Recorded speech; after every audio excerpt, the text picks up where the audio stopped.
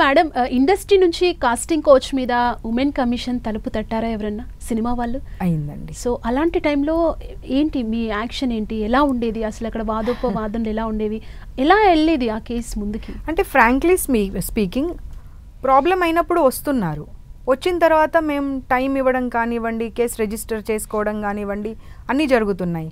జరిగిన తర్వాత మళ్ళీ వాళ్ళకు సంబంధించిన పెద్దలు పిలుచుకుంటున్నారా ఏమవుతుందో తెలియదు, మళ్ళీ కమిషన్కి రావడం లేదు. వాళ్ళు ఒక సిట్టింగ్ వస్తారు, 1 లేదా 2 సిట్టింగ్స్ వస్తారు, మ్యాక్సిమంలో 3 సిట్టింగ్స్ వస్తారు. ఓకే. ఆ తర్వాత ఏదైనా అండర్స్టాండింగ్ జరుగుతుందా, లేకపోతే ఆ ప్రొఫెషన్లో ఇండస్ట్రీకి సంబంధించిన పెద్దవాళ్ళు పిలుచుకుంటారా, ఏం జరుగుతుందో తెలియదు. ఆ తర్వాత మళ్ళీ సుముఖత చూపించారు రావడానికి. ఎందుకంటే నా దగ్గరికి చాలా కేసెస్ వచ్చాయి, కొన్ని కేసెస్ అయితే మీకు మీడియాలో కూడా వచ్చాయి, కొన్ని కేసెస్ మీడియాలో రానివి ఉన్నాయి. పెద్ద పెద్ద ప్రొడ్యూసర్స్ అమ్మాయిలను చీట్ చేసి భార్య పిల్లలు ఉండగా వాళ్ళను కూడా నువ్వు నా వైఫ్వే అని చెప్పేసి పిల్లలను కానీ అవును పెట్టుకున్న సందర్భాలలో వాళ్ళు నా దగ్గరకు వచ్చినటువంటి సందర్భాలు ఉన్నాయి.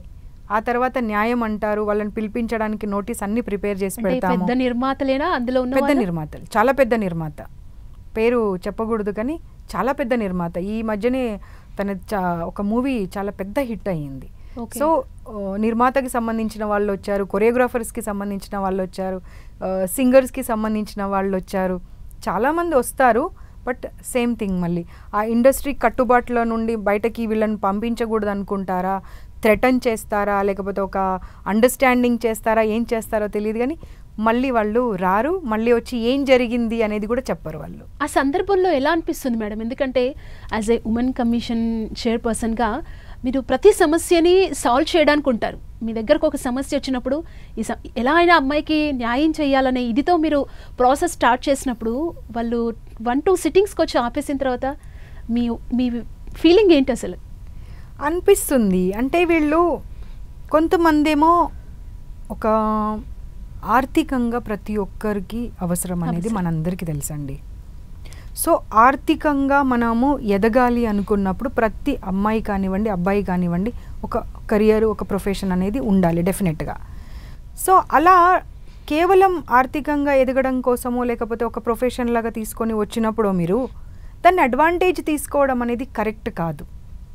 పోనీ వాళ్ళని పిలిచి ఇండస్ట్రీని అంతా కొన్ని రూల్స్ రెగ్యులేషన్స్ని పెట్టి చేద్దామా అంటే వాళ్ళకి సంబంధించినటువంటి వాళ్ళు మళ్ళీ చెప్పాను కదా మాదొక గ్రహం అనుకుంటారు వాళ్ళు, మేము గ్రహాంతర వాసులము, సో మా వరకు ఏలియన్స్ది ఒక ఇది ఉంది, ఈ కవచంలోనే మేము అందరం ఉండాలి, ఇంకా వేరే వాళ్ళు ఎవరు కూడా అందులోకి ఎంటర్ కాకూడదు అనే పరిస్థితులు ఎప్పటి వరకు ఉంటాయో అప్పటి వరకు ఒక మంచి కుటుంబానికి సంబంధించిన వాళ్ళు కానీ, అంటే నేను అనట్లేదు ఇండస్ట్రీలో మంచి వాళ్ళు లేరు అని, కానీ ఒక సామాన్య కుటుంబంకి సంబంధించిన వాళ్ళని ఇవాళ ఒక ఫిల్మ్ ఇండస్ట్రీకి పంపించమంటే కాస్త జంకుతో భయంతోనే పంపిస్తారు.